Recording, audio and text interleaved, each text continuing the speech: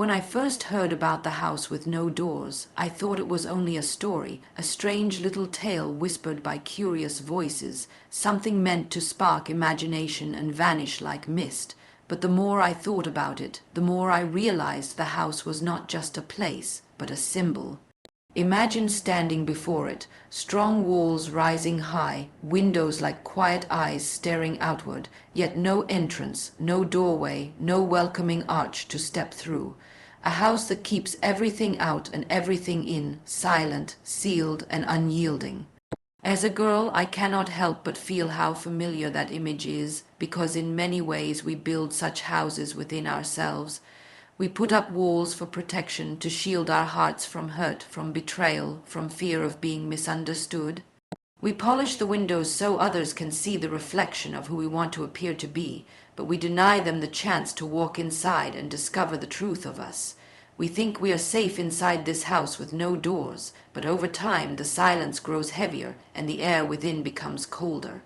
The house with no doors is not only made of stone and wood. It is built of secrets left unspoken, of dreams never shared, of emotions locked tightly away. It is built of moments when someone wanted to cry but smiled instead, when someone wanted to scream but stayed quiet, when someone wanted to step forward yet stood frozen. And in that silence, something begins to fade. The warmth of connection, the sweetness of trust, the gentle spark of freedom. But why do we build such houses? Sometimes it is because the world teaches us that vulnerability is weakness. Sometimes it is because voices around us say, stay quiet, stay small, do not show too much, do not feel too deeply. And so we obey. We lay brick after brick, wall after wall, until one day we look around and realize there are no doors left for anyone to enter. Yet deep inside, the girl in that house longs for sunlight to spill across the floor. She longs to hear laughter echo through the empty rooms. She longs for someone to touch the cold wall and whisper, "You do not need to hide anymore." She longs for the day when a crack appears, when the first opening is made, and when she can step out, breathe, and let the world in again. The house with no doors may seem strong, but true strength is not found in walls that never open. True strength is the courage to create an entrance, to say, "Here I am, not perfect, but real. Here is my heart, my story, my voice." Because a house meant for living needs doors. Doors that welcome, doors that connect. Doors that remind us that we are not made to remain locked away from each other. And so, when I speak of the house with no doors, I am not just describing a building. I am describing the hidden chambers of our lives, the secret places where we bury our fears and guard our hearts. And I ask myself, what kind of house do I want to be? Do I want to be a fortress where no one enters, or a home where doors are open and light spills out? The answer, I believe, is not in the silence of the walls, but in the courage of opening a way in and a way out. The house with no doors is not just a strange building that exists in stories. It is a mirror reflecting the ways we protect ourselves, the walls we build around our hearts, and the invisible barriers we carry through life.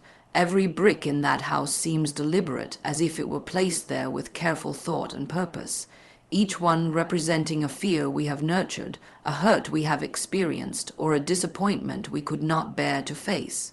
Standing before such a house, I cannot help but imagine what it must feel like inside, a space enclosed and quiet, where footsteps echo softly, and where every sound seems trapped, bouncing off the walls with no escape.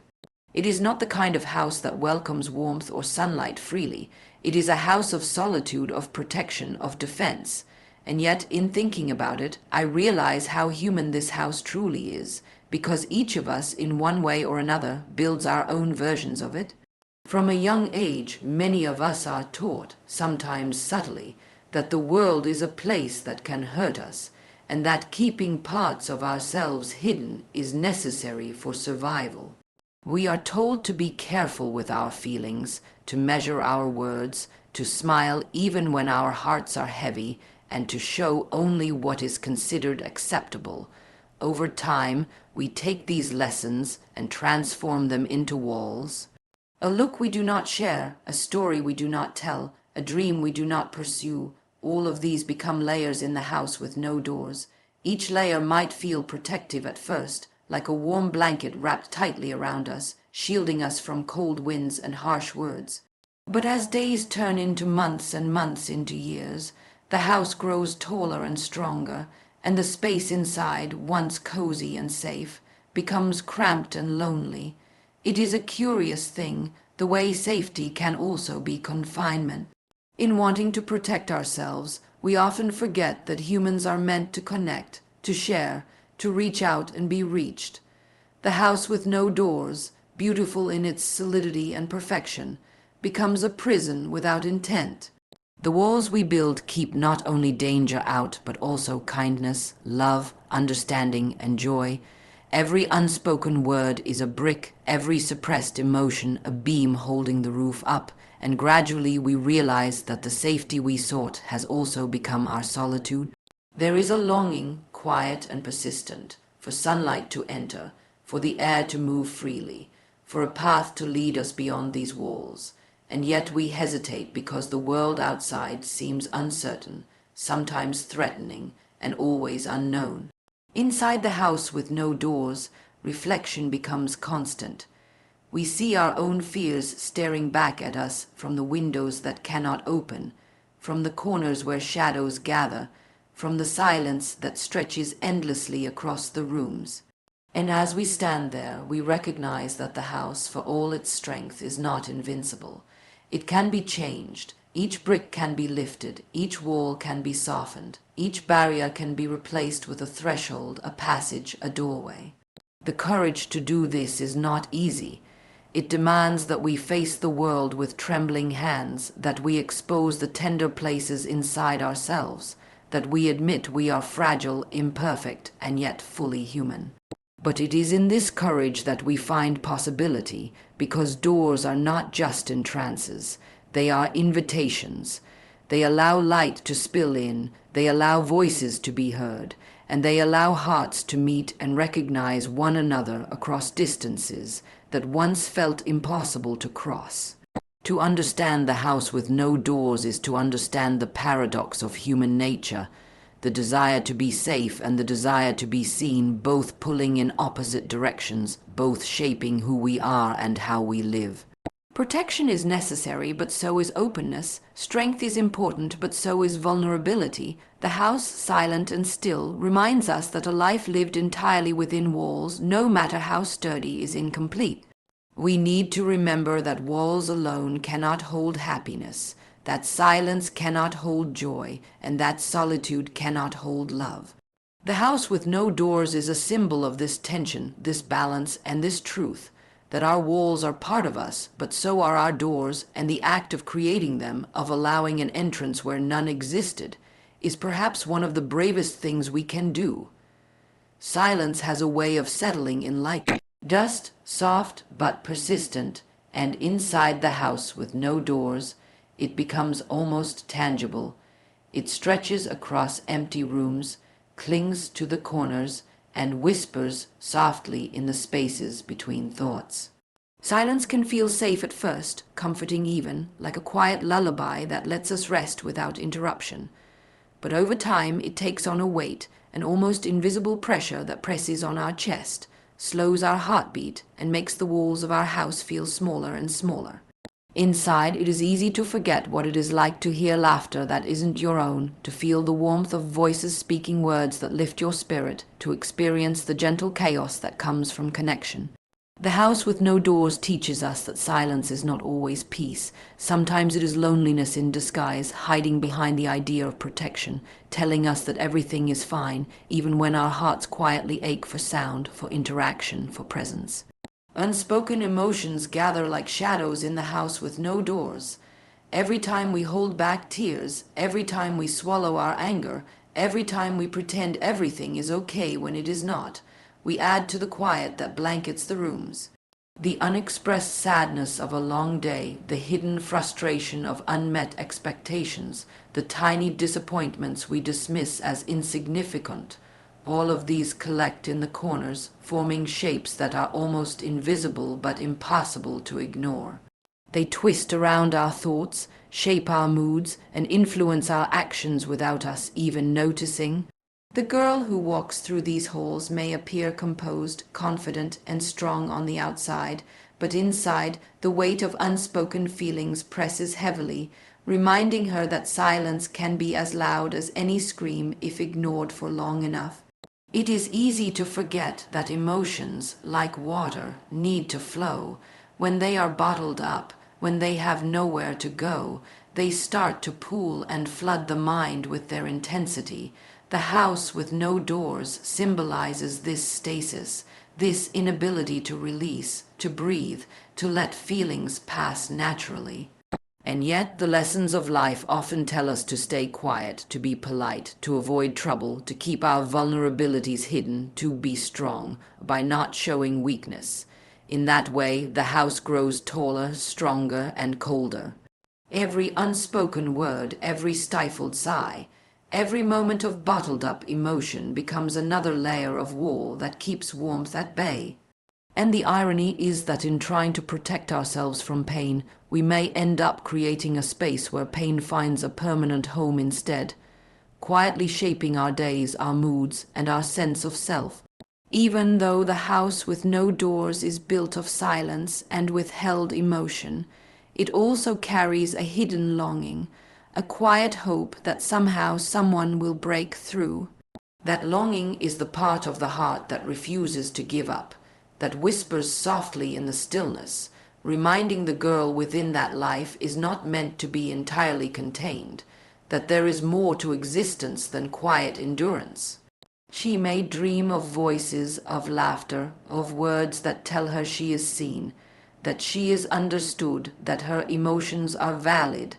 And in that dream the walls seem less permanent, the shadows less suffocating, and the house transforms from a prison into a waiting place, a space ready for an opening, a space where the first crack of sound, the first entrance of shared feeling, can make all the difference.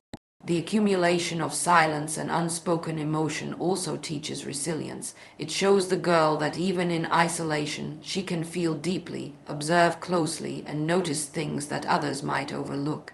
The quiet can sharpen awareness, cultivate patience, and allow her to understand herself more fully. Yet, the lesson is never to remain in silence forever. The house with no doors exists as a reminder that life demands expression, that holding everything inside indefinitely creates a world where light cannot reach. To honor oneself is to acknowledge these emotions, to give them space, to name them, to allow them to move through us rather than remain frozen within the walls we have built. It is in the recognition of unspoken feelings that the first step toward change appears, the first possibility of doors opening, of conversations beginning, of hearts connecting across the spaces that once seemed too wide to bridge. The house with no doors is a teacher of patience, of quiet, and of reflection, but it is also a gentle warning that silence, if left unbroken, becomes a weight.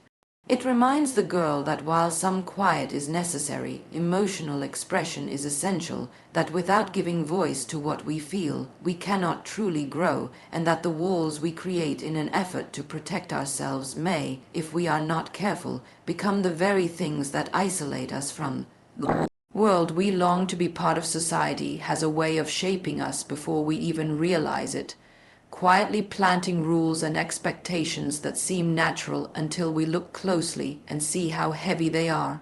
From the moment we start to notice ourselves in the mirror, in the eyes of others, in the whispers of those around us, we begin to learn what it means to be careful, what it means to be small, and what it means to keep our feelings hidden. In the house with no doors, these lessons are embodied in every wall, every sealed window, every room that seems perfectly contained yet is never truly alive. We are taught that vulnerability is weakness, that showing emotions is dangerous, that revealing our true selves invites judgment or rejection, and so we obey, sometimes without thinking, sometimes because we believe it is safer, sometimes because we are afraid of what might happen if we do not. The house grows taller, stronger, more unyielding with every lesson we internalize, and inside we begin to feel the quiet weight of restraint, the soft ache of the heart that longs to speak but cannot. The house with no doors is built not only of rules imposed from outside, but also of self-imposed limitations. We start to measure ourselves against ideals that are impossible to meet, standards that are arbitrary, and expectations that feel unavoidable.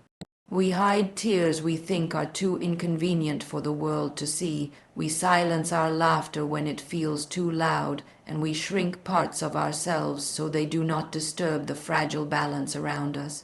In this way, the house with no doors becomes both a protection and a prison. It protects us from the perceived dangers of the world, but it also imprisons the full expression of who we are. There is a constant negotiation inside us, a push and pull between the desire to be seen and the fear of exposure, between the longing for connection and the need for safety. Each choice to remain quiet, each hesitation to speak, each suppressed emotion, is another brick in the walls that separate us from the fullness of life. Yet within the constraints of society, the house also carries a lesson about courage. The very rules that teach us restraint also remind us of the cost of living only behind walls. The girl inside the house begins to notice the tension between what is safe and what is real. She begins to recognize that no amount of obedience or caution can replace the warmth of being understood, the sweetness of being heard, or the relief of allowing herself to be imperfect. The lessons of society may shape her actions, but they cannot extinguish the longing that grows quietly within her. That longing whispers that strength is not just in keeping safe, but in daring to open a space for truth, in daring to carve a doorway in walls that have been built for decades, in daring to show the world the parts of herself she has hidden for too long. Society's influence is subtle and often invisible, like wind shaping sand dunes over time. The house with no doors reflects this subtlety, showing that the most binding forces are often those we accept willingly. We are told in countless ways that silence is polite, that restraint is admirable, that hiding ourselves is necessary, and we begin to believe it. But slowly, through quiet reflection, through moments of discomfort and self-awareness, we start to see cracks in the walls. We notice the longing for expression that refuses to be silenced. We notice that the house, while seemingly impenetrable, is made of materials that can bend, shift, and change. We notice that the lessons of society are not absolutes. They are influences, and we have the power to choose which ones shape us, and which ones we leave behind. The house with no doors, then, becomes a place of both awareness and choice.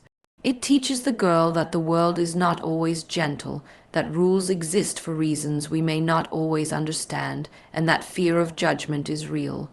But it also teaches her that the house is hers to inhabit, hers to change, and hers to redefine. Each wall, each sealed window, each rigid beam can be reconsidered, reshaped, or even removed. In this realization lies the potential for growth, for freedom, and for connection. The courage to challenge societal expectations, to risk exposure, to open doors, to allow herself to be fully seen, is the key to transforming the house from a space of isolation into a home where life, emotion, and authenticity can flow freely. True strength is often misunderstood. We are told that strength is about holding everything together, about never showing weakness, about smiling even when the heart aches. In the house with no doors, strength is tested in ways that are quiet and unseen. It is the kind of strength that allows a girl to keep moving forward when the rooms around her feel empty, when the silence presses in on every side, when the walls seem too high to ever climb over. At first, strength may feel like endurance, the ability to withstand pressure, the capacity to continue living within limits, but over time, a deeper understanding begins to grow. True strength is not only about endurance, it is about courage, about daring to open the doors that have always been closed, about creating openings where there seem to be none. It is about acknowledging fear and still stepping forward, about embracing vulnerability and discovering that it can coexist with resilience, about realizing that being strong does not mean being invulnerable. The house with no doors is a reflection of this inner struggle. Its walls are formidable, and its silence can feel suffocating, but it is also a space of preparation. Inside, the girl learns to know herself, to recognize her fears, to understand her patterns, to discover the depth of her own emotions. She feels the weight of what she has carried alone, the heaviness of unspoken words, the quiet ache of desires that have been kept hidden. And in this reflection, she begins to see that true strength does not lie in isolation, but in the willingness to share, to reach out, and to open a way for others to enter. The courage to remove a single brick, to unseal a window, to create a doorway, is a profound act of strength, even though it may seem small at first. Each act of opening requires trust, self-belief, and a readiness to face the unknown, but it also invites light, warmth, and life into spaces that have been long dormant.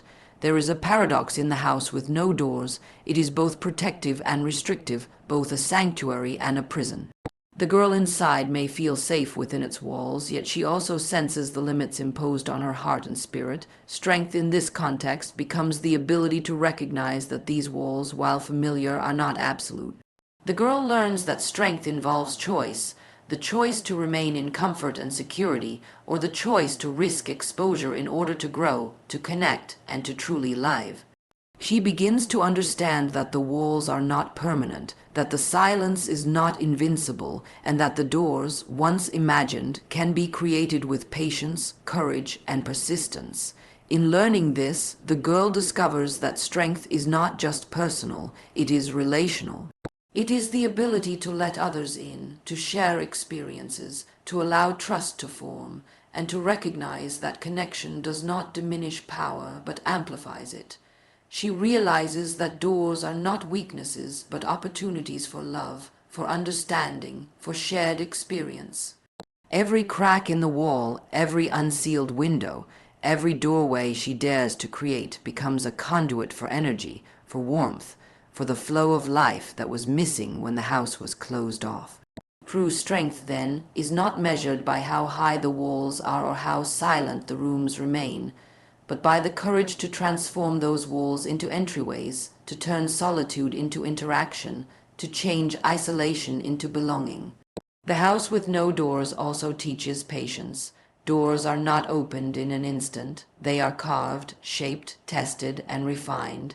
Strength is required not only to begin but to continue the process, to face the moments of doubt, to persist even when fear tempts retreat. The girl learns that growth is gradual, that courage may falter, that progress is often imperceptible, and yet every effort counts. Each brick removed, each barrier softened, each threshold created is a step toward a life that is fuller, warmer, and more connected. She begins to see that strength is both quiet and persistent, not loud or aggressive, and that the greatest power comes from the willingness to embrace change, to invite light, and to honor the truth of her own heart. Life is richest when we open our hearts, when we allow ourselves to be seen, and when we step beyond the safety of the house with no doors. The house may feel comforting, familiar, and protective, but it cannot offer the fullness of life, the sweetness of connection, or the warmth of shared experience. Inside, the girl may feel secure, but she also senses that something essential is missing. A sense of vibrancy that can only come from opening doors, inviting voices, and letting the world touch her heart. The act of opening oneself to others is not always easy. It requires courage, patience, and trust, and it often demands that we confront our fears, our insecurities, and the walls we have spent years building. Yet, when we take that step, the world responds in ways that are both surprising and comforting, filling the spaces that were once empty with light, laughter, and understanding. The house with no doors teaches us about the cost of isolation. Each room that remains closed is a space where potential is stifled, where emotions are trapped, and where experiences cannot reach us. We may imagine that keeping doors shut protects us from harm, rejection, or disappointment, but in truth, it also protects us from joy, friendship, and love. The girl within the house begins to notice the ways in which her walls have limited her, the moments she has missed, the connections that never formed, and the parts of herself that have remained hidden because she believed they were too vulnerable or too fragile. The longer the doors stay closed, the more the house becomes a mirror of missed opportunities, and the more she understands that opening even a single door can change everything. Opening doors does not mean abandoning caution. It does not mean recklessness or surrendering entirely to the world's unpredictability. Rather, it is a measured, intentional act, a choice to let light and life flow into spaces that have been dark and silent for too long. Each door represents an opportunity, an invitation to share, to connect, to trust, and to experience life more fully. When the girl opens her heart in this way, she discovers the subtle joys of conversation, the gentle power of empathy, the strength found in vulnerability, and the beauty of shared understanding. Doors create passageways not only for others to enter, but also for her to step out, to explore, to grow, and to embrace experiences she might have once feared. The richness of life comes from the interplay between openness and protection, between courage and reflection, between giving and receiving. In the house with no doors, the girl learns that protection alone cannot sustain her spirit, that walls can provide security but cannot offer growth, and that silence may be comforting but cannot bring fulfillment. Life requires balance. It requires the bravery to expose oneself to potential hurt while also nurturing resilience, the willingness to invite others in while maintaining the strength to set boundaries, and the understanding that love, friendship, and connection are worth the risk of opening the doors we have long kept closed. As doors begin to appear in the house, the rooms feel warmer, the air feels lighter, and the walls no longer seem oppressive. The girl notices the shift in her own energy, the way hope seeps into corners that were once dark, and the way her heart responds to the presence of others. She begins to see herself reflected in the smiles, gestures, and words of those she allows near, and she recognizes that life's beauty is amplified when shared. The house, once a symbol of isolation, transforms into a space of possibility, a home where love, understanding, and laughter can circulate freely. Each door she opens becomes not just a passage for others, but a mirror of her own courage, an acknowledgement that she deserves connection, and a celebration of the richness that comes when the heart is no longer confined. The act of opening oneself to life, to others, and to experience is ultimately an act of self-affirmation. It is a declaration that the girl within the house deserves fullness, warmth, and joy. It is a recognition that walls may protect, but doors invite, that silence may comfort, but communication nurtures, and that solitude may provide safety, but connection provides growth. The richness of life, the depth of joy, and the beauty of the world can only reach her if she allows herself to step beyond the boundaries she has maintained, to create pathways for light and love to enter, and to share the parts of herself that have long remained hidden, waiting for the courage to emerge.